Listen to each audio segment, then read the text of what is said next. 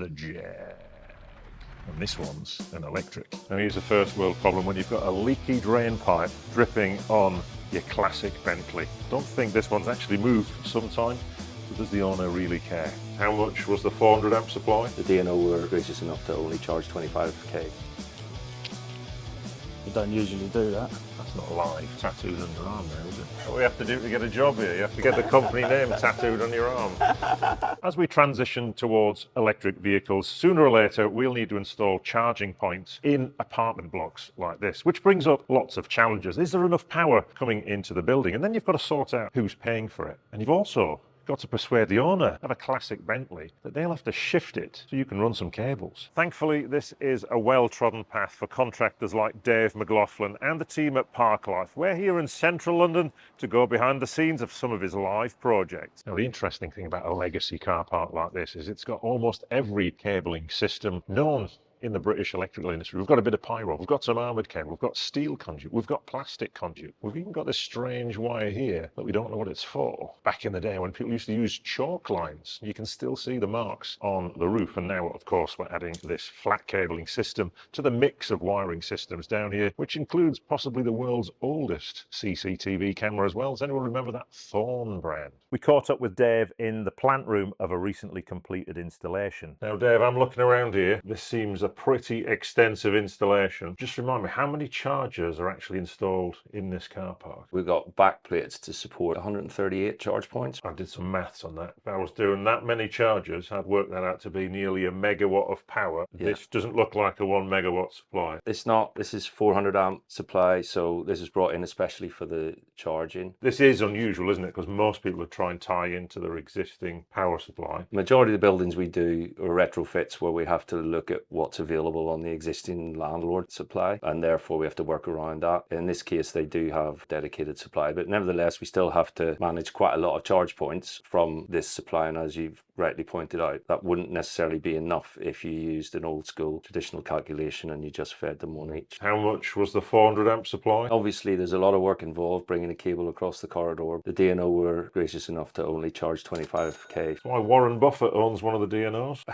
People say getting connections for this kind of stuff can take a while. Two parts to that. First of all, they had to get a quote and everything from the DNO and go through that process, which takes a few months. And then because this is a managed building, they had to then go through what's called a Section 20 with the residents to approve the cost. And they have up to 3 months to object and do all the things that residents do in these situations. So it wasn't quick. They assembled a committee. Surprised you've still got any hair. Supply coming in there. We've got the meter. Then looks like a rather large isolator. I mean, we had to put this in before they turned up because they need something to connect to. And then we've got a rather impressive diagram here. This covering the whole installation of 3 circuits running from this building to the nearer parts of the car park from the distribution board just behind you over there. And then we've got these 2 big switches which are carrying distribution circuits out to 2 other boards located in the car park, and that's just to help us reach bays that are further away from us here. Although you've got a big load coming into the building, you can put lots of chargers on there. Is each charger enabled at 22 kilowatts? That's right. But obviously if everyone's charging at 22 kilowatts, you've got to start rationing the power. We have 2 ways of managing that. First of all, we've got a static setup. Traditionally that's managed just by MCBs on each circuit, 63 amps, so each circuit's limited to 63, even though it has up to 20 charge points on it. On each of those individual circuits, you've then got Zaptec management control, which is distributing the power amongst those. So there might be up to 20 chargers, but between them, they won't be able to take more than 63 amps on that particular circuit. So locally to each circuit, the Zaptec chargers are communicating with each other and making most of that 63 amp circuit. I guess that's the clever thing about that Zaptec system. The Zaptec Pro shares available power between chargers, matching supply and demand. The key advantage of this approach is its ability to enable multiple chargers to share a single cable, resulting in a simpler and more cost-effective electrical installation. In this project, Dave has strategically arranged the chargers across 7 63 amp circuits with 20 chargers assigned to each circuit. Using a traditional method where each circuit necessitates its own cable would create cumbersome bundles of cables, require extensive containment solutions and involve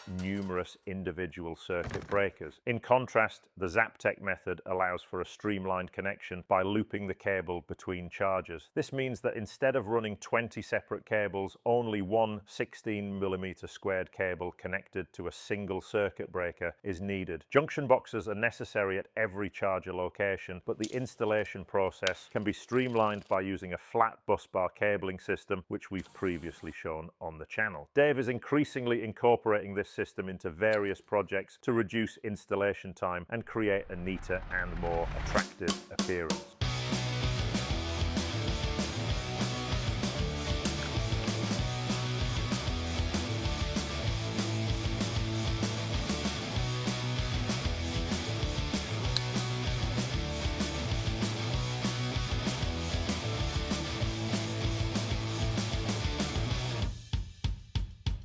We don't usually do that.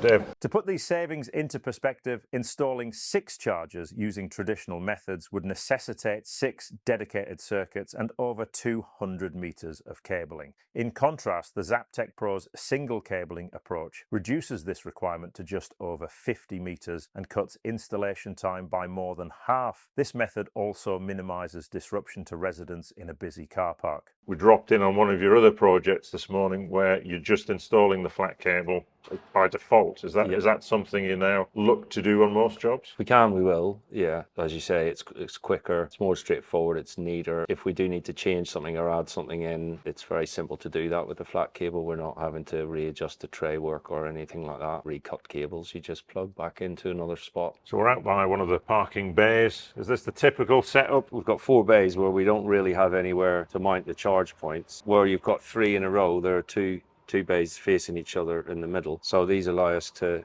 hit all of those bays without worrying about mounting them on the walls. The main cable is coming into these boxes, and each of these boxes contains 2 connections for the chargers on this post. So we're dropping 6mm cables down into the chargers. So it's really just looping in and looping out from each location. Yeah. You've provided a cable to each charge bay in this car park, but you don't fit the Zaptec charger at the first installation. We've got about 26 drivers who've added chargers at this point to their bays. These back plates are pre-connected, as you can see here. Connections are all made inside these boxes here, and they're all pre-tested. So that's ready to add a charger as soon as the resident decides they want to add one. What we've added is the infrastructure for the building, not charge points per se. While installers prioritise installation costs, clients, particularly in new build developments, are increasingly scrutinising the embedded carbon of the materials used in construction. Therefore, a system that utilises fewer materials is not only budget friendly, but also environmentally beneficial. Charges owned essentially by the person who owns the parking bay. Correct. Yeah. Now, obviously, I'm thinking what some rapscallion might do. I might park in this bay, but decide to plug into my neighbour's charger and use their electricity.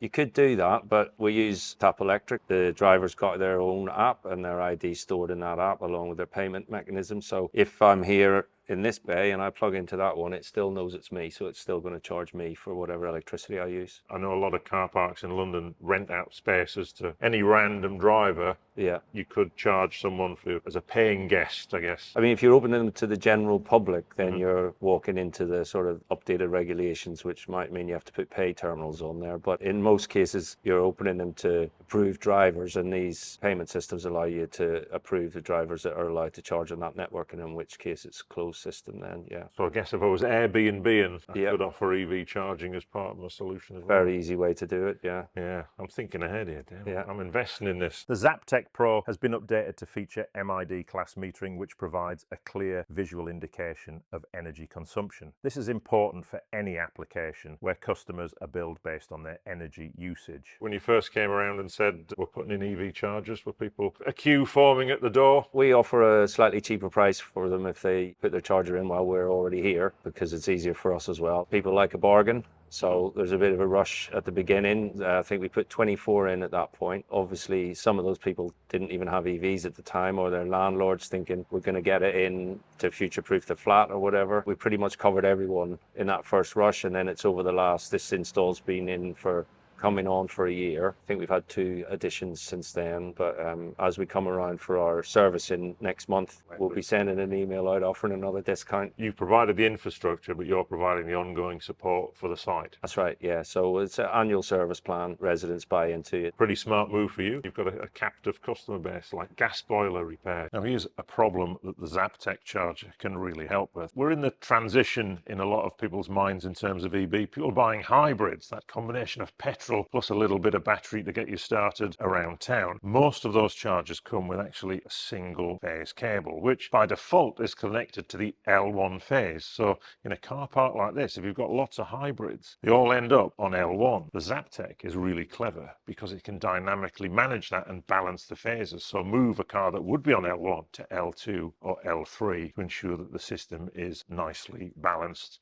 and you're not overloading one particular phase. A lot of the time when people think about EV charging, they're worried about range anxiety. They come in empty and they want to leave fully charged. Have you had any learnings from this site and some of the other ones that you manage? You realise that people don't charge half as often as you might imagine, or say we have a lot of vehicles plugged in at once. People tend to imagine that everyone's going to be at 0, charging to 100, as you say, but in fact, with the load balancing coming into effect and then the fact of actual sort of charging behaviour, mostly cars are topping up. They might be plugged in for an hour and then they're off the grid and they're off the load balancing, and other cars are getting that power even when power's tight. What are the key takeaways from this project? Apartment blocks reflect the dynamics of broader society with various lifestyles. We see early adopters of electric vehicles, daily commuters, leisure drivers, and those who rarely use their cars, all with distinct needs regarding EV charging. People value the security of having a designated charging spot and the assurance that it will be available when needed. By using the Zaptec Pro, the Parklive team has implemented a system that readily adapts to the growing adoption of electric vehicles. If you'd like to learn more secrets from inside the Zaptec Pro, check out the video on screen now. Well, no show about cars would be complete without the jet.